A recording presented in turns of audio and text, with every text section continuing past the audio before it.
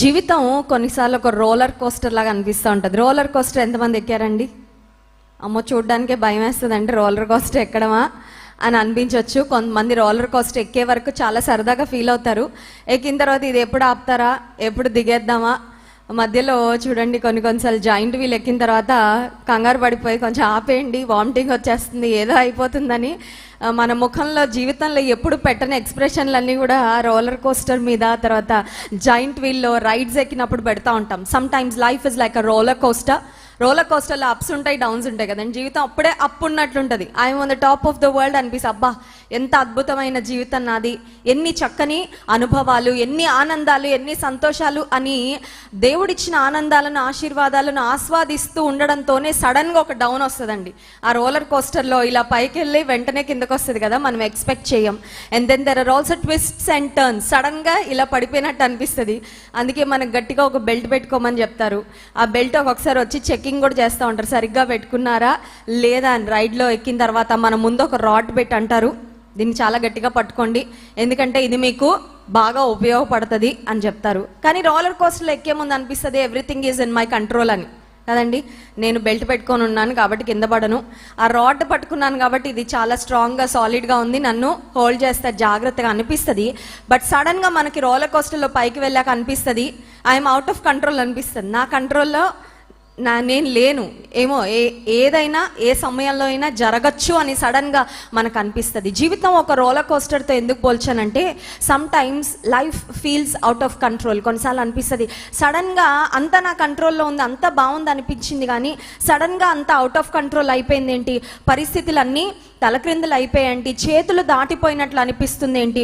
ఒక హాస్పిటల్కి వెళ్ళిన తర్వాత వచ్చిన ఒక బ్యాడ్ రిపోర్ట్ అయిండొచ్చు, లేకపోతే పిల్లల గురించి మనం విన్న ఒక చెడ్డ మాట అయిండొచ్చు, లేదంటే కుటుంబంలో సడన్గా మనం ఎదుర్కొన్న ఒక ఫైనాన్షియల్ లాస్ అయిండొచ్చు, లేకపోతే ఉద్యోగానికి ప్రతిరోజు వెళ్తూ I'm safe and secure financially అనుకుంటున్న సమయంలో సడన్గా మేనేజర్ పిలిచి ఒక పింక్ స్లిప్ ఇచ్చి ఇంకా రేపటి నుండి మీరు ఆఫీస్కి రాక్కర్లేదు అని చెప్పినప్పుడు సడన్గా మనకి ఏమనిపిస్తుంది అంటే life seems out of control. But the good news is this, మనకు శుభవార్త ఏంటంటే లైఫ్ మన కంట్రోల్లో లేకపోయినా నమ్మదగిన దేవుని చేతిలో మనం ఉన్నంత వరకు మన పరిస్థితులన్నీ ఆయన కంట్రోల్లో ఉన్నాయి. Hallelujah. So when we are in God's hands, our life is definitely in control and it is in God's control అని మనం గుర్తుపెట్టుకోవాలి. యునైటెడ్ స్టేట్స్లో విస్కాన్సిన్ అనే స్టేట్లో ఒక రోలర్ కోస్టర్ అలాగే చాలామంది ఎక్కారు. ఎక్కిన తర్వాత they wished and hope that start అయిన రోలర్ కోస్టర్ నెమ్మదిగా వీళ్ళని వచ్చి దింపుతుంది అనుకున్నారు. సడన్గా టెక్నికల్ ప్రాబ్లం వచ్చింది. టెక్నికల్ ప్రాబ్లం రాగానే తలక్రిందులుగా కొంతమంది ఆగిపోయారండి. దాదాపు 8 మంది 3 గంటలకు పైన తలక్రిందులుగా ఆగిపోయారు. ఆ మెషిన్లో ఉన్న టెక్నికల్ ప్రాబ్లం ఎంత ఫిక్స్ చేద్దామని ట్రై చేసినా ఎవరి వల్ల కాలేదు. ఇంకా చూడండి, మన బాడీలో తల క్రిందకి కాళ్ళు పైకంటే బ్లడ్ ఫ్లో కానీ బాడీలో అంతా ఫంక్షనింగ్ అంతా చాలా డిస్టర్బ్ అయిపోతుంది. సో వారు చాలా స్ట్రగుల్ అయిపోయారు. ఫైనలీ కొన్ని అంబులెన్సెస్ తీసుకొచ్చి ఒక పెద్ద ల్యాడర్ నిచ్చెన వేసి వాళ్ళని దింపి ఆ తర్వాత వెంటనే హాస్పిటల్ తీసుకొని వెళ్ళారు. జీవితంలో కొన్నిసార్లు పరిస్థితులు మన స్వాధీనంలో లేవు అనిపించినప్పుడు దేవుని విశ్వాస్యత యందు నమ్మిక ఉంచడానికి, దేవుని మీద పరిపూర్ణంగా ఆధారపడడానికి అలాంటి పరిస్థితులు మనకి ఎంతగానో దోహదపడతాయి అని గుర్తుపెట్టుకొని, నీ చేతుల్లో లేని సమస్య నిన్ను తొందర పెడుతున్నట్లయితే, నీ చేతుల్లో ఒకవేళ ఒక టెంపరీ ఫిక్స్ కానీ, ఒక క్విక్ ఫిక్స్ కానీ, ఒక సొల్యూషన్ కానీ నీకు తోచకపోతే దేవుని అడుగు, ప్రభా నా కంట్రోల్లో అయితే లేవు కానీ నీ కంట్రోల్కు అప్పగిస్తున్నా, నాకు తెలుసు అన్నీ నీ కంట్రోల్లోనే ఉన్నాయని, నా సమస్యను పరిష్కరించడానికి నువ్వు ఏమైనా చేయగలవని నాకు తెలుసు, నేను నీ యందు విశ్వాసం ఉంచుతున్నాను అని దేవుని వైపు చూసినప్పుడు దేవుడు నూతనమైన కార్యాలు జరిగించేవాడు. ఈ రాత్రికాల సమయంలో నా సందేశం యొక్క టైటిల్ ఏంటంటే, our God is a God of new beginnings. మన దేవుడు నూతనమైన ఆరంభాలను దయచేసేవాడు. ఓల్డ్ ఈజ్ గోల్డ్ అని పెద్దవాళ్ళు చెప్తా ఉంటారు, కానీ ఈ జనరేషన్ వాళ్ళు ఏమంటారంటే కొత్త ఒక వింత పాత ఒక రోత అంటారు కదా. పాత చింతకాయ పచ్చడి మనకు నచ్చదు, పెద్దవాళ్ళకి నచ్చుతుంది, వాళ్ళు అంటారు ఓల్డ్ ఈజ్ గోల్డ్ అంటారు.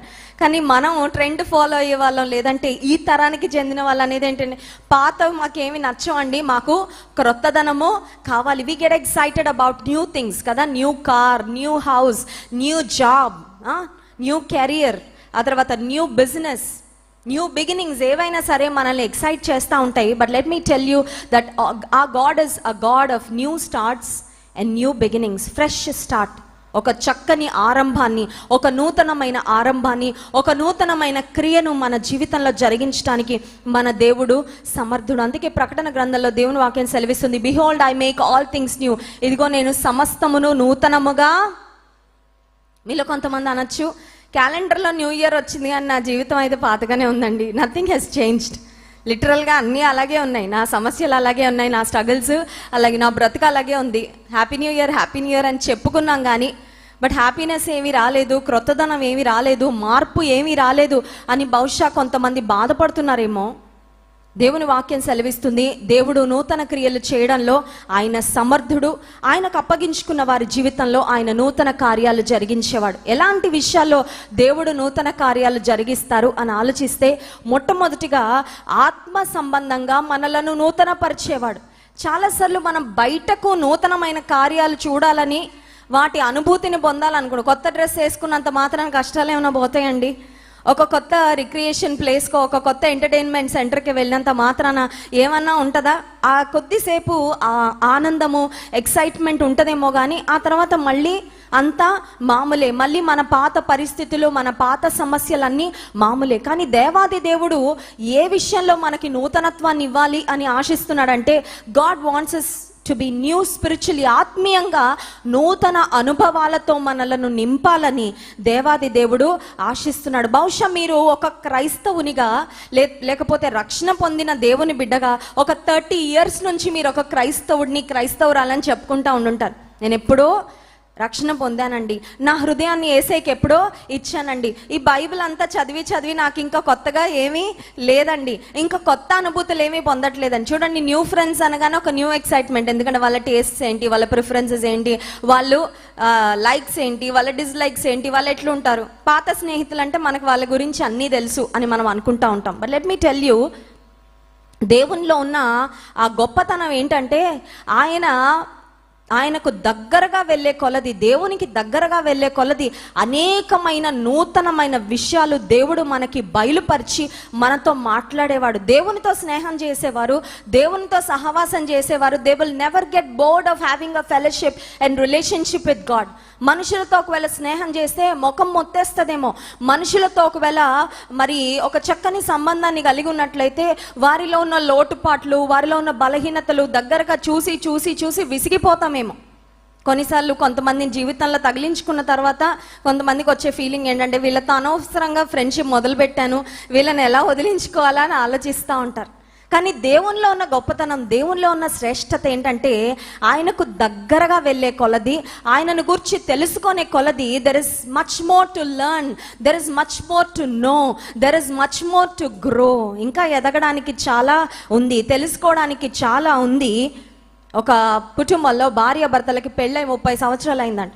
అయితే ఆ భర్త చెప్పిన ఒక ఆసక్తికరమైన విషయం ఏంటంటే, నా భార్యతో నాకు వివాహం అయ్యి 30 సంవత్సరాలు అయింది కానీ ఇప్పటికీ ఆమె గురించి నాకు సరిగ్గా అర్థం కాలేదని చెప్పాడండి.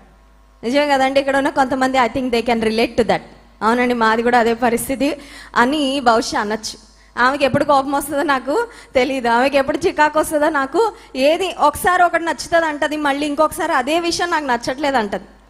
సో ఒక మనిషితోనే సహవాసం చేస్తూ ఉన్నప్పుడు వారిని పరిపూర్ణంగా అర్థం చేసుకోవడానికి కొన్ని దశాబ్దాలు, కొన్ని డికేడ్స్ సరిపోకపోతే, అనంత జ్ఞాని అయిన దేవుడు, అత్యున్నతుడైన దేవుని తెలుసుకోవడానికి ఈ జీవితం అంతా కూడా సరిపోదండి. సో ఆత్మీయంగా నూతనమైన అనుభవాల గుండా దేవుడు మనల్ని తీసుకొని వెళ్ళాలని ఈ నూతన సంవత్సరాన్ని దేవుడు మనకు ఒక కానుకగా, ఒక బహుమానంగా, ఒక దీవెనగా దేవుడు మనకి అనుగ్రహించాడు. అందుకే పరమగీత గ్రంథములు 3వ అధ్యాయము 4వ వచనంలో ప్రియురాలు తన ప్రియుడిని గూర్చి ఒక చక్కని మాట మాట్లాడుతుంది. చూడండి, song of songs chapter 3 and verse 4. పరమగీత గ్రంథము 3వ అధ్యాయము 4వ వచనం. నేను వారిని విడిచి కొంచెము దూరము పోగా నా ప్రాణప్రియుడు నాకు ఎదురుపడెను, వదిలిపెట్టక నేను అతని పట్టుకొంటిని, నా తల్లి ఇంటికి అతని తోడుకొని వచ్చి తిని. ప్రాణప్రియుని కొరకు ప్రియురాలు వెతుకుతా ఉంది. ఈ లేఖన భాగంలో మనం చూస్తున్న ప్రియుడు ఎవరంటే, ప్రాణప్రియుడైన యేసయ్య. ప్రియురాలు ఎవరంటే, ఆయన రక్తం చేత కొనబడిన ప్రియమైన సంఘమైన నీవు నేను. ఈ ప్రియురాలు ప్రియుని కొరకు వెతుకుతా ఉందంట. She is seeking after her beloved. కానీ ప్రియుడు దొరికాడంట. మీరు ఆ 3వ అధ్యాయము 1వ వచనం నుండి చదివితే వెదకి తిని వెదకుదును వెదకి తిని అనే మాటలు పదే పదే పదే పదే కనబడతాయండి. 3వ అధ్యాయం 1వ వచనంలో నేను నా ప్రాణప్రియుని వెదకి తిని సెకండ్ లైన్లో ఉంటుంది. 2వ వచనం 2వ లైన్లో పట్టణము వెంబడిపోయి వెదకుదును. ఆ తర్వాత 2వ వచనం 3వ లైన్లో నా ప్రాణప్రియుని వెదకుదును.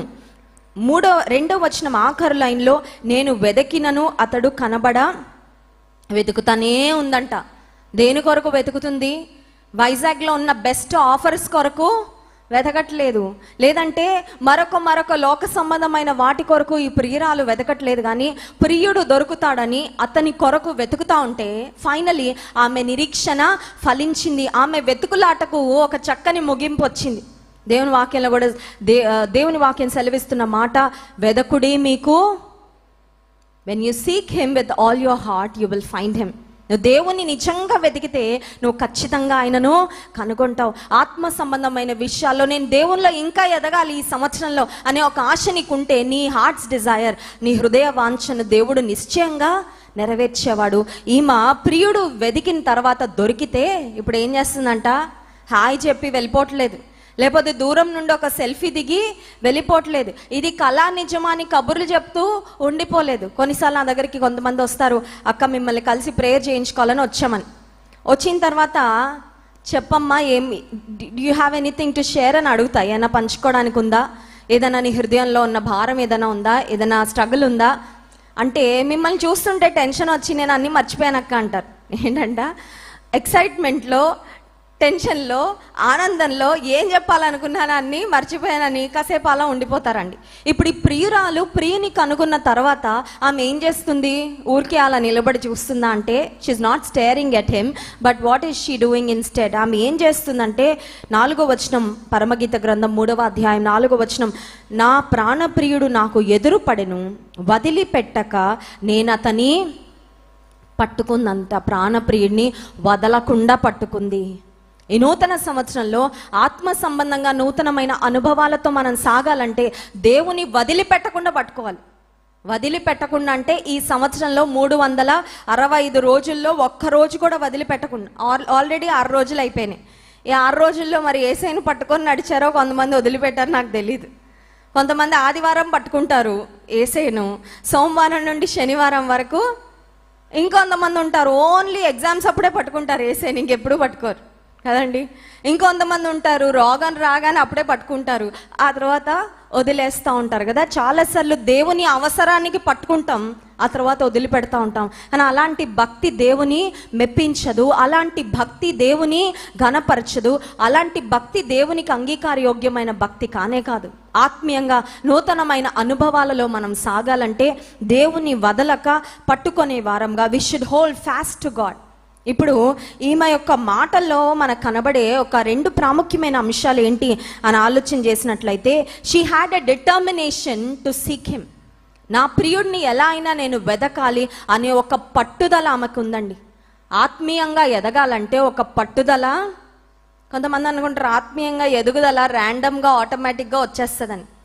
ఆటోమేటిక్గా హెల్తీగా అయిపోతామండి? ఆటోమేటిక్గా ఎక్స్ట్రా వెయిట్ ఉంటే లూజ్ అవుతామా? ఆటోమేటిక్గా క్లాస్ ఫస్ట్ ఎవరైనా వస్తారా? చదవకుండా, కష్టపడకుండా, ఎఫర్ట్స్ పెట్టకుండా, ఇంటెన్షనల్గా పని చేయకుండా ఏదైనా కార్యాలు జరుగుతాయా? జరగవు. కానీ ఆత్మీయ జీవితంలో చాలాసార్లు మనం ఏమనుకుంటామంటే, అన్ఇంటెన్షనల్గా, క్యాజువల్గా అలా ఉంటే ఆత్మీయంగా ఎదిగేస్తాను. ఎదగడం అలా సాధ్యపడదే. నా యందు మీరును, మీ యందు నా మాటలను నిలిచి ఉండాలంట. నా యందు నిలిచి ఉంటేనే కానీ మీరు ఫలింపరు అనే మాట యోహాను సువార్త 15వ అధ్యాయంలో యేసయ్య మాట్లాడుతున్న మాట. ఆయనలో నిలిచి ఉంటేనే ఫలిస్తాం, ఆయనలో నిలిచి ఉంటేనే ఖచ్చితంగా మనము ఎదుగుతాం. ఈ నూతన సంవత్సరంలో దేవుని సన్నిధిలో ఒక మాట అడుగుదాం. అదేంటంటే, స్పిరిచువల్గా నేను వేరే లెవెల్కి వెళ్ళాలని నేను ఆశిస్తున్నానయ్యా. I want to grow closer to you. ఇంకా సన్నిహితమైన సంబంధంలోకి నీతో నేను రావాలని ఆశపడుతున్నా ప్రభా. నీతో ఇంకా సన్నిహితంగా నేను జీవించాలని ఆశపడుతున్నా. చూడండి, ఒక 2 ఫ్రెండ్స్ ఉంటే వాళ్ళ మధ్యలోకి ఒక 3వ వ్యక్తి రాగానే కొన్నిసార్లు అవతల ఉన్న వ్యక్తి బాధపడిపోతూ ఉంటారు. ఇద్దరు అమ్మాయిలు ఫ్రెండ్స్ అనుకోండి, మూడో అమ్మాయి కొత్తగా జాయిన్ అవ్వగానే ఈ అమ్మాయి తనకి ఇంట్రెస్ట్ చూపిస్తూ ఇంకొక అమ్మాయిని ఇగ్నోర్ చేస్తూ ఉంటే ఏమవుతారండి? పొజెసివ్ అయిపోయి బాధపడిపోతూ ఉంటారు. ఈ కొత్త అమ్మాయి వచ్చి మధ్యలో వచ్చి మాకున్న మంచి ఫ్రెండ్షిప్ని పాడు చేస్తుందే. దేవునికి మనకి మధ్యలో కూడా కొన్ని వచ్చేస్తూ ఉంటాయి. కొన్నిసార్లు దేవునికి మనకు మధ్యలో కొంతమంది వ్యక్తులు వచ్చేస్తూ ఉంటారు. దేవునికి మనకు మధ్యలో కొన్నిసార్లు ధనాశ వస్తుంది, దురాశ వస్తుంది, శరీరాశలు వస్తాయి, లోకాశలు వస్తాయి. ఇవన్నీ వచ్చి దేవునికి మనకు మధ్యలో ఆ దూరాన్ని పెంచేస్తూ ఉంటాయండి. దేవునికి మనకున్న ఆ ఇంటిమసీ అది కోల్పోయేలాగా ఈ లోక సంబంధమైన అనుభవాలు మన జీవితంలో అడ్డుపడుతూ ఉంటే ఈ సంవత్సరం ఆశపడదాం, దేవుని సన్నిధిలో అడుగుదాం, ప్రభా నేను ఆత్మీయంగా ఇంకా నీలో ఎదగాలని, నేను ఎక్కువగా తెలుసుకోవాలని. దేవుని గురించి ఎంత తెలుసుకున్నా ఇంకా తెలుసుకోవాల్సింది చాలా. దేవుని గురించి ఎంత ఎక్స్పీరియన్స్ చేసినా there is much more to experience. దేవునితో ఎంత నడిచినా నడవాలి. ఎప్పటి వరకు అంటే జీవితాంతం. హనోకు ఎప్పటి వరకు నడిచాడండి? హనోకుకు దేవుడితో మార్నింగ్ వాక్ అది చేసింది. కొంతమంది మనకి మార్నింగ్ వాక్ ఫ్రెండ్స్ ఉంటారు కదా, పార్కులో మనం చేస్తాం. ఆ మార్నింగ్ వాక్ చేసినంతసేపే వాళ్ళతో మాట్లాడతాం, వాళ్ళ ప్రక్కన నడుస్తాం. హనోకు దేవునితో ఒక మార్నింగ్ వాక్, ఒక ఈవినింగ్ వాక్, లేదంటే ఒక బీచ్ వాక్ కాదండి, everyday walk with the Lord. Hallelujah. ప్రతి దినము నడిచాడంట. God is not satisfied when we don't hold fast to him. ఆయనను వదులుగా పట్టుకుంటే దేవునికి ఇష్టం లేదు, ఆయనను వదలక పట్టుకోవాలని దేవుడు కోరుకుంటున్నాడు. హల్లెలూయా. 2024 సంవత్సరంలో ఒక తీర్మానం తీసుకుందాం, ప్రభా నిన్ను వదలక నేను పట్టుకోవడానికి సహాయం చేయండి. ఈ 2024 సంవత్సరంలో ఒక్కరోజు కూడా నేను వదలాలని అనుకోవడం లేదు. అనుదినము నీతో సహవాసం చేస్తూ అనుదినము నీతో నడిచే కృప నాకు దయచేయి. ఆత్మీయంగా నూతన పరచబడడం ఎలా సాధ్యమవుతుంది? How can we become new spiritually? ఆత్మీయంగా నూతన పరచబడడం, రెన్యూ అవ్వడం ఎలా జరుగుతుంది అని ఆలోచన చేసినట్లయితే యెహెజ్కేలు గ్రంథము 36వ అధ్యాయము 26వ వచనం చూడండి. యెహెజ్కేలు గ్రంథము 36వ అధ్యాయము 26వ వచనం. నూతన హృదయము మీకు ఇచ్చేదను, నూతన స్వభావము మీకు కలుగచేసేదను. రాతి గుండె మీలో నుండి తీసివేసి మాంసపు గుండెను మీకు. నేను మారిపోయానండి అంటే ఏంటంటే బయటకి హెయిర్ స్టైల్ మారితే మారిపోయినట్లా, వస్త్రధారణ మారితే మారిపోయినట్లా, ఇంకేదన్నా మార్చుకుంటే మారిపోయినట్లా కాదు. నిజమైన మార్పు ఏంటంటే నా హృదయం మారింది అంటే నేను నిజంగా మారినట్లు. దేవుడు చెప్తున్నాడు నూతన హృదయాన్ని మీకు ఇస్తాను. I will give you a new heart. ఈ నూతన హృదయంలో ఉండి వచ్చే ఆలోచనలు నూతనంగా ఉంటాయి. పాత రోత ఆలోచనలు రావు ఈ నూతన హృదయంలో.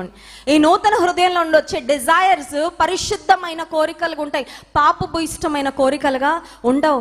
ఈ నూతన హృదయంలో నుండి వచ్చే మాటలు ఇతరులను బిల్డ్ చేసే మాటలుగా ఉంటాయి, టేర్ డౌన్ చేసే మాటలుగా ఉండవు. ఈ నూతన హృదయంలో నుండి వచ్చే సమర్పణ దేవునికి అంగీకారయోగ్యమైన సమర్పణ ఉంటుంది, కానీ ఒక వేషధారణతో కూడిన జీవితంగా ఉండదు. ఇప్పుడు దేవుడు చెప్తున్నాడు నేను మీకు నూతన హృదయాన్ని ఇస్తాను, అంత మాత్రమే కాదు నూతన స్వభావమును కలుగచేసి రాతి గుండెని తీసేస్తాడంట. రాతి గుండె అంటే ఏంటంటే అన్ ఇన్సెన్సిటివ్ హార్ట్. కొంతమందికి రాతి గుండె ఉంటే ఆ రాతి గుండె ఎలా ఉంటుందంటే బాధలో ఉన్న వారిని చూసినా కనికరం రాదండి, కష్టంలో ఉన్న వారిని చూసినా వాళ్ళని అర్థం చేసుకోలేరు. తల్లిని ఏడిపిస్తారు, చెల్లిని ఏడిపిస్తారు, భార్యని ఏడిపిస్తారు, భర్తని ఏడిపిస్తారు, బాధ్యత లేకుండా బ్రతుకుతూ ఉంటారు. వాళ్ళకి ఇంత కూడా బాధ అనిపించదు. వాళ్ళందరినీ బాధిస్తారు కానీ అందరినీ బాధ పెడుతున్నామని ఒక రియలైజేషన్ కూడా రారు.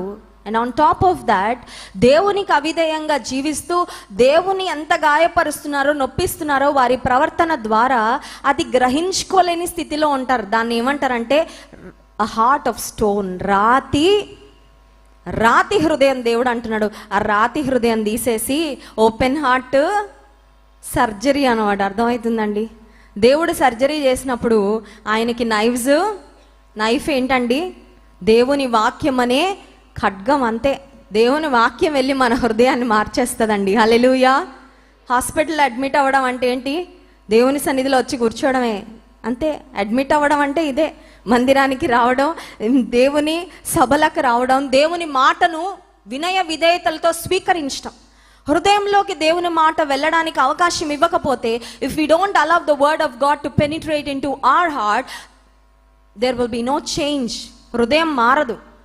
కానీ హృదయంలోకి దేవుని వాక్యం వెళ్ళడానికి అవకాశం ఇస్తే ఆ లోపల నుండి దేవుడు మన హృదయాన్ని, మన స్వభావాన్ని మార్చి ఆయన నూతన కార్యాలు జరిగిస్తాడు. 11వ అధ్యాయం యెహెజ్కేలు గ్రంథం 19వ వచనంలో కూడా దీన్ని గుర్చిన లేఖన భాగమే మనం చూస్తాం. చూడండి, యెహెజ్కేలు గ్రంథం 11వ అధ్యాయం 19వ వచనం. వారు నా కట్టడలను నా విధులను అనుసరించి గైకొనున్నట్లు నేను వారి శరీరములో నుండి రాతి గుండెను తీసివేసి వారికి మాంసపు గుండెను ఇచ్చి వారికి ఏక మనస్సు కలుగచేసి వారి యందు నూతన ఆత్మను, God will give us not only a new heart, a new nature, but he is also promising to give us a new spirit.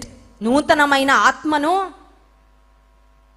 నూతన ఆత్మను నీకు అనుగ్రహిస్తాడు. ఆత్మ సంబంధంగా జీవించడానికి మనకి ఏం కావాలో అవన్నీ దేవుడు దయచేసి ఆత్మ సంబంధంగా ఒక నూతనమైన వ్యక్తులుగా ఈ లోకంలో బ్రతకడానికి దేవుడు కృప చూపిస్తారు. ఎంతమందికి నూతనత్వం కావాలి?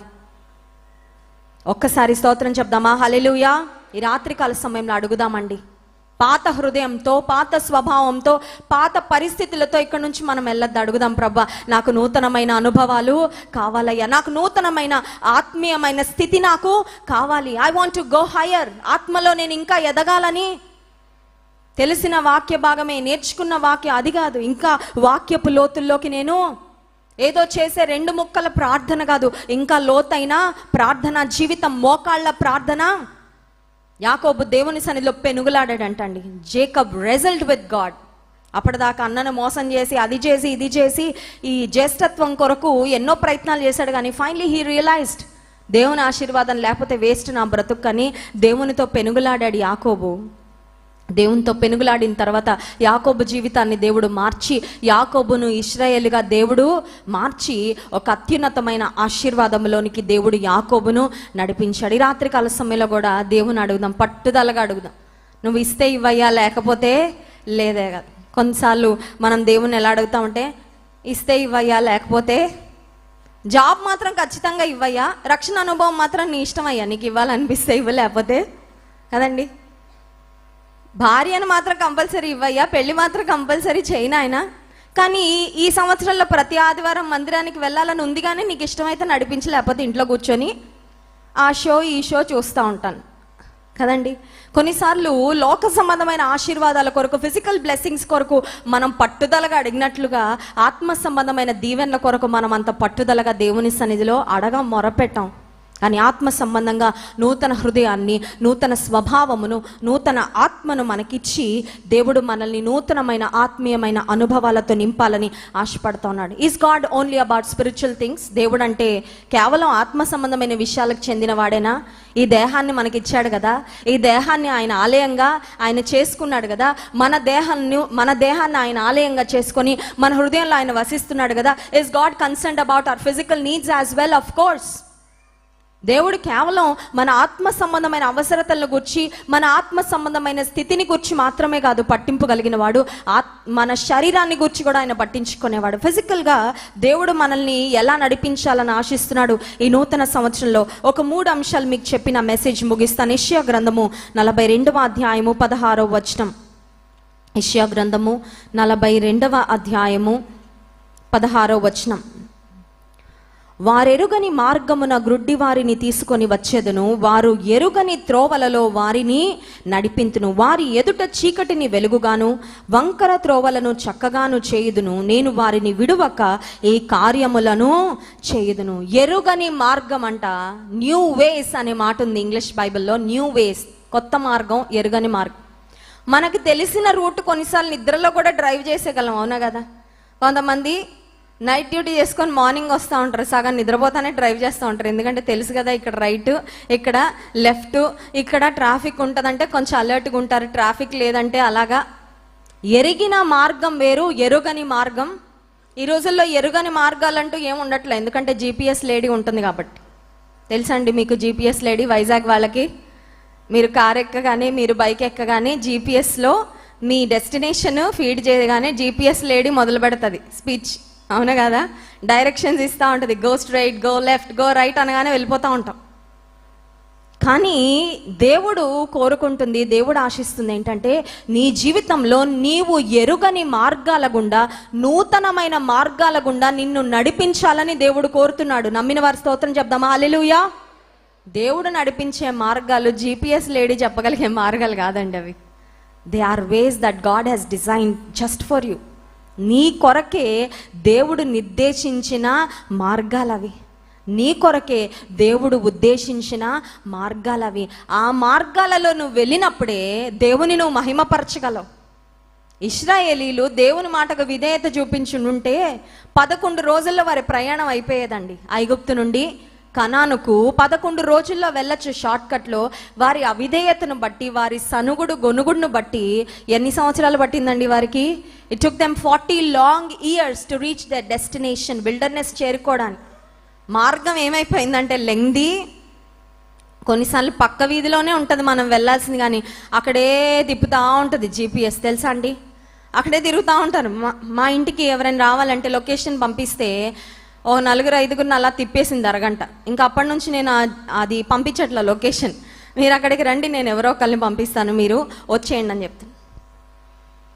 తెలియని మార్గాలు, నూతనమైన మార్గాలు కొన్నిసార్లు మనకి ఇబ్బందిగా అనిపిస్తాయి. అమ్మో, ఈ కొత్త మార్గంలో నేను వెళ్ళాలా, నేను వెళ్ళగలనా, ఈ కొత్త మార్గంలో వెళ్తే నేను డెస్టినేషన్ చేరుకుంటానా అని ఒక మాట చెప్పమంటారా? దేవుడు మన ఒక్కొక్కరకు నిర్దేశించిన మార్గం ఒక్కొక్క ప్రత్యేకమైన అందరూ ఒక రూట్లో కాదండి. ఈ మీటింగ్కి అందరూ ఒకే రూట్లో రాలేదు కదా. కొంతమంది ఇటు వచ్చారు, అటు వచ్చారు. మీ ఇళ్ళ నుంచి డిఫరెంట్ రోడ్స్, డిఫరెంట్ రౌట్స్ తీసుకొని వచ్చాం మనం ఇక్కడికి. మన జీవితంలో కూడా మనం ప్రయాణం చేసే మార్గాలు ఒక్కొక్కరిది ఒక్కొక్క మార్గం. ఒక్కొక్కరిది ప్రాబబ్లీ ఇట్స్ లోన్ జర్నీ, ఒంటరిగా చేసే ప్రయాణం అండి. నీ ఒంటరి ప్రయాణంలో నీ వెళ్ళే మార్గంలో నీకు తోడెవరు? ఆయన చీకటిని వెలుగుగా చేసేవాడంట. చూడండి, వారి ఎదుట చీకటిని వెలుగుగా, వంకర త్రోవలను చక్కగా. బహుశా నీ ముందున్న రోడ్డు జిగ్జాగ్ రోడ్ లాగా ఉందేమో. దేవా, ఈ జిగ్జాగ్ రోడ్ ముందు నన్ను పెట్టావేంటి? నేను ఎలా వెళ్ళాలి? నాకు ఇబ్బందిగా ఉందంటే దేవుడు అన్నాడు, వంకర త్రోవ ఉంది, నువ్వు ఇటే వెళ్ళాలి, కానీ నీ కొరకు వంకర త్రోవలను నేను సరళము చేస్తా. Hallelujah. Probably you are standing right in front of a dark road. ఒక స్ట్రీట్ లైట్స్ లేని రోడ్ లాగా దిక్కుతోచని స్థితిలో నీ జీవితంలో ఎలా నిర్ణయాలు తీసుకోవాలో తెలియకుండా నిలబడి ఉన్నావేమో. దేవా, ఈ మార్గంలో వెళ్ళాలని నాకు తెలుసు, కానీ నాకు తెలియట్లేదు, నాకు అర్థం కావట్లేదు ఎలా వెళ్ళాలో. దేవుడు అంటాడు, నీ మార్గంలో నా వెలుగును ప్రకాశింపజేస్తా, చీకటిని నేను వెలుగుగా మార్చి నిన్ను నడిపిస్తా, వెళ్ళు, పర్వాలేదు. లోతు ఎంచుకున్న మార్గం వేరు, అబ్రహాం ఎంచుకున్న మార్గం వేరు. లోతు ఎంచుకున్న మార్గం ఏదండి? తనకి నచ్చిన మార్గం, తన మనసుకి బెస్ట్ అనిపించిన మార్గం, కానీ అది వర్స్ట్ అని తర్వాత తెలుసుకున్నాడు. కానీ అబ్రహాము ఎంచుకున్న మార్గం ఏంటంటే దేవుడు తన కొరకు ఏర్పరిచిన మార్గం. అబ్రహాం ఒకటి నమ్మాడండి, ఆ స్థలానికి వెళ్తే ఆ స్థలములో ఉన్న నేలను బట్టో, ఆ నేలలో ఉన్న సారాన్ని బట్టో, అక్కడున్న గడ్డిని బట్టో, లేకపోతే అక్కడ పెరిగే వృక్షాలను బట్టో కాదు నా దీవెన, నా దేవుడు నాతో ఉంటే అదే నాకు దీవెన అని నమ్మి దేవుడు ఏర్పరిచిన మార్గంలో వెళ్ళాలని తీర్మానం తీసుకున్నాడు. God has blessed Abraham exceedingly and abundantly. Hallelujah. దేవుడు ఆశీర్వదించాడు అబ్రహామును. ఆ నేలను బట్టి కాదు, లేకపోతే ఆ పంటల్ని బట్టి కాదు, ఆ సంపదను బట్టి. సో మొట్టమొదటిగా ఫిజికల్ బ్లెస్సింగ్, భౌతికంగా దేవుడు మనల్ని ఏ విధంగా ఆశీర్వదిస్తాడంటే నూతన మార్గాలలో మనలను నడిపించుట ద్వారా. పాత మార్గమే ఇష్టమయ్యా, పాత రూట్లోనే ఉంటానయ్యా అంటే దేవుడు అన్నాడు, no, I have something new for you. నీ కొరకు ఒక నూతనమైన ద్వారం నేను తెరవాలనుకుంటున్నా, ఒక నూతనమైన మార్గంలో నేను నడిపించాలనుకుంటున్నా. Are you ready? సిద్ధమేనయ్యా, నీ చేయి పట్టుకొని వస్తానని అప్పగించుకో. నూతనమైన విధానంలో దేవుడు నడిపిస్తాడండి. హల్లెలూయా. నేను యూఎస్లో సాఫ్ట్వేర్ ఇంజనీర్గా వర్క్ చేస్తున్నప్పుడు నా జాబ్ రిజైన్ చేస్తున్న సమయంలో మా అమెరికన్ ఫ్రెండ్ నన్ను వచ్చి అడిగింది, నువ్వు ఇండియా వెళ్ళిన తర్వాత నీ లైఫ్ ఎలా ఉంటుంది అనుకుంటున్నావు అనింది. అంటే అందరికి కలలుగా అంటూ ఉంటారు కదా, పెళ్ళయ్యాక ఇలా ఉంటుంది అలా ఉంటుందని, నువ్వేమనుకుంటున్నావు అనింది. నేను ఆమెతో ఒకే మాట చెప్పాను, నా లైఫ్ నేను వెళ్ళాక ఎలా ఉంటుందో నాకు తెలీదు, but I want to trust God and walk with him one day at a time. ఒక్కొక్క రోజు దేవునికి అప్పగించుకొని దేవుని మీద విశ్వాసంతో ముందుకు సాగాలనుకున్నా. పెద్ద పెద్ద కళలో ఊహలో నాకేమీ లేవు, దేవుని మీద నమ్మికతో నేను వెళ్తున్నాను అంతే. ఇదొక న్యూ వే. ఉద్యోగం, ఇప్పటి వరకు ఉద్యోగం, డబ్బు సంపాదన, కెరియర్ గ్రోత్ ఇలా ఉన్నా, ఇప్పుడు ఇంకొక కొత్త రూట్లోకి దేవుడు నన్ను నడిపిస్తున్నాడు. ఆయన పరిచర్య, ఆయన సేవ, సమర్పణ, నిద్రలేని రాత్రులు, మనుషుల యొక్క అపార్థాలు, అవమానాలు ఇవన్నీ ఉంటాయి ఈ మార్గంలో. కానీ కొత్త మార్గం దేవుడు నా కొరకు ఏర్పరిచాడు కాబట్టి ఆయన ఏర్పరిచిన కొత్త మార్గంలో ఆయన చేయి పట్టుకొని విశ్వాసంతో ముందుకు వెళ్తా, ఆయనే నడిపిస్తాడని నేను నమ్ముతున్నా. ఈ రోజుకి చెప్పగలనండి, దేవుడు ఒక్క దినము కూడా విడిచిపెట్టలే. ఆయన నమ్మకత్వాన్ని నేటికి కనపరుస్తూనే ఉన్నాడు, కొత్త మార్గాలు. 2వ అంశం చూడండి, హబక్కుకు గ్రంథం 3వ అధ్యాయము 17వ వచనం. హబక్కుకు గ్రంథము 3వ అధ్యాయము 17వ వచనం. దేవుని వాక్యం సెలవిస్తున్న మాట. 19వ వచనం చదువుతున్నాను. హబక్కుకు గ్రంథం 3వ అధ్యాయం 19వ వచనం. ప్రభువగు యెహోవాయే నాకు బలము, ఆయన నా కాళ్లను లేడి కాళ్ల వలె చేయును, ఉన్నత స్థలముల మీద ఆయన నన్ను నడువ చేయును. He will cause me to ride on the heights అనే మాట ఉంటుందండి. God wants to take you to new heights. దేవుడు నిన్ను నూతనమైన ఎత్తులకు తీసుకొని వెళ్ళాలని ఆశిస్తున్నాడు. నమ్మిన వారు ఒకసారి ఆమెన్ చెప్దామండి. ఆమెన్. నూతనమైన మార్గాలు. 2వది ఏంటంటే నూతనమైన, ఇప్పుడు ఎత్తులో ఉంటే కిందున్న వాళ్ళందరికీ మనం ఎలా కనబడతామండి? బాగా. ఇప్పుడు ఆ ఎత్తుకి వెళ్ళిన తర్వాత ఎక్కించిన దేవుని మర్చిపోవాలని కాదు. కొన్నిసార్లు కొన్ని వీడియోలు చూస్తూ ఉంటే ఆ కిందున్న వాళ్ళు ఏం చేస్తారంటే అటు వెళ్ళడానికి మిగతా వాళ్ళని ఇలా ఎక్కించుకుంటారు కదా, భుజాల మీద ఎక్కించుకున్నాక ఎక్కేసి గోడ ఎక్కిన తర్వాత వీడు ఇలా ఇలా చూపిస్తుంటాడు చెయ్యి, ఒకసారి చెయ్యి ఇవ్వరా నేను కూడా ఎక్కుతానని. కొంతమంది వాళ్ళని ఇలా తోసేసి వెళ్ళిపోతారు. అంటే అర్థం ఏంటంటే ఎక్కడానికి సహాయపడిన వ్యక్తిని మోసం చేసి they just go and enjoy. చాలాసార్లు దేవుడు మనల్ని ఉన్నత స్థితికి నడిపించాలని, ఎత్తుకు తీసుకుని వెళ్ళాలని ఎంతో అడుగుతాము, ప్రార్థన చేస్తాము. దేవుడు మన ప్రార్థనకు జవాబిచ్చిన తర్వాత ఎక్కించిన దేవుని మర్చిపోతూ ఉంటామండి చాలాసార్లు. కానీ దేవుడు ఎందుకు ఎక్కిస్తాడంటే ఆ ఎత్తుకు ఎదిగిన తర్వాత, ఎక్కిన తర్వాత హెచ్చుకు కారణం ఆయనే అని, ఆయన వెలుగును ప్రకాశింప చేయాలని. చూడండి, మనుషులు దీపమును మంచం క్రింద కొంచెం క్రింద పెట్టరు. Let your light shine before men. మీ వెలుగును మనుషుల ఎదుట ప్రకాశింపజేయండి అని చెప్పాడు. అంటే అర్థం ఏంటండి? దేవుడు మనల్ని హెచ్చించిన తర్వాత నూతనమైన స్థితికి, నూతనమైన ఎత్తులకు ఆయన ఎక్కించిన తర్వాత, ఎదిగింపజేసిన తర్వాత ఆయనను మనము మహిమపరిచే వారముగా ఉండాలని దేవుడు కోరుకుంటున్నాడు. హల్లెలూయా. నీ జీవితంలో ఎదుగుదల లేదా? గ్రోత్ లేదా? ఎక్కడున్నా పరిస్థితి అక్కడే, ఎక్కడ వేసిన గొంగళి అక్కడే అన్నట్లుగా ఉందా? హెచ్చు కలుగజేసేవాడు దేవుడే అండి. Hallelujah. Promotion comes from the lord. దేవుని నుంచి వస్తుంది హెచ్చు. అది నీ ఉద్యోగంలో అయినా, నీవు ఏ రంగంలో ఉన్నప్పటికీ హెచ్చించేవాడు దేవాది దేవుడు మాత్రమే. నువ్వు ఆయన మీద ఆధారపడినప్పుడు he will cause you to ride on the heights. ఎత్తైన స్థలముల యందు ఆయన నన్ను నడువ చేయును. ఎలా నడువ చేస్తాడంట? ఇక్కడ హబక్కుకు భక్తుడు చాలా బాగా రాశాడు. లేడి కాళ్ళ వలె ముందు మన కాళ్ళని చేస్తాడంట. లేడి కాళ్ళలో ఉన్న ప్రత్యేకత ఏంటంటే, లేడి కాళ్ళు ఎత్తులెక్కి జారిపోవండి. మీరు చూసారా? రీసెంట్గా నేను ఒక వీడియో చూశాను. అందులో ఒక మౌంటైన్ ఉంది, ఒక కొండ, ఎత్తైన కొండ ఉంది. ఆ కొండకి ఆ పైన ఒక ఫ్లాట్ గ్రౌండ్ ఉంది, క్రింద ఫ్లాట్ గ్రౌండ్ ఉంది. ఆ పైన హైనాస్ అంటే అవి వేట కుక్కలు టైప్ అన్నమాట. వాటిని తెలుగులో ఏమంటారు నాకు తెలీదు. హైనాస్ అంటారు. అవి ఈ జింకలు, లేళ్ళు దొరికితే వాటిని చీల్చుకొని తినేస్తాయి అన్నమాట. Very very greedy animals hyenas. ఆ పైన ఆ క్రింద హైనాస్ వెయిట్ చేస్తూ ఉన్నాయి, ఇవి దొరికితే తినేద్దామని చంపుకొని. ఆ మధ్యలో ఆ కొండ మీద స్లాంటింగ్ ఉంది. అక్కడేమో ఈ లేళ్ళు అలా ధైర్యంగా నిలబడి చూస్తున్నాయి. ఏమనంటే, ఇక్కడికి ధైర్యం ఉంటే మీరు రెండప్పుడు చూసుకుందామని. ఇప్పుడు ఈ హైనాస్కి వెళ్ళి తినాలని ఉంది ఆ జింకల్ని లేదంటే లేళ్ళని. కానీ అవి అక్కడికి వెళ్ళాయంటే జారిపోతాయి. వాటి కాళ్ళలో ఆ స్లాంట్ గ్రౌండ్లో నిలబడగలిగే గ్రిప్ పెట్టలేదండి దేవుడు. కానీ ఎవరి కాళ్ళలో పెట్టాడంటే దేవుని సృష్టి ఎంత అమోఘమైందంటే లేడి కాళ్ళలో పెట్టాడు ఆ గ్రిప్. అవి ఎంత ఎత్తైన కొండలైనా ఈజీగా ఎక్కేస్తాయి, స్ట్రగుల్ ఏం లేకుండా చాలా సునాయాసంగా ఎక్కుతాయి, జారిపడం. ఇప్పుడు ప్రభువు యెహోవాయే నా బలము, ఆయన నా కాళ్లను లేడి కాళ్ల వలె చేయనంటే పడిపోకుండా నిన్ను ఎక్కిస్తాడు.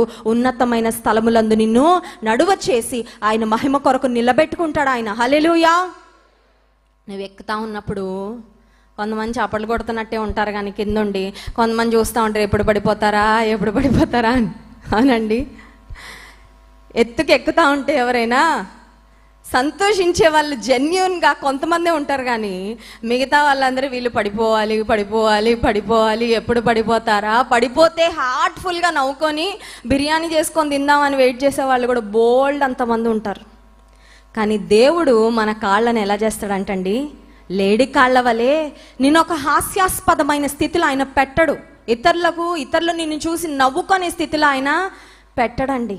ఇతరులు నిన్ను చూసి నీ శత్రువులు ఉల్లసించేటట్లుగా అట్టి స్థితిలో నిన్ను పెట్టడు, కానీ ఆయన కాళ్ళను లేడి కాళ్ళ వలె చేసి ఎత్తైన స్థలములందు. ఇంకొక మాట నేను చెప్పి ముగిస్తాను. యెషయా గ్రంథం 43వ అధ్యాయము 19వ వచనం చూడండి. యెషయా గ్రంథము 43వ అధ్యాయము 19వ వచనం. ఇదిగో నేను ఒక నూతన క్రియ చేయుచున్నాను, అది ఇప్పుడే మొలచును, మీరు దాన్ని ఆలోచింపరా.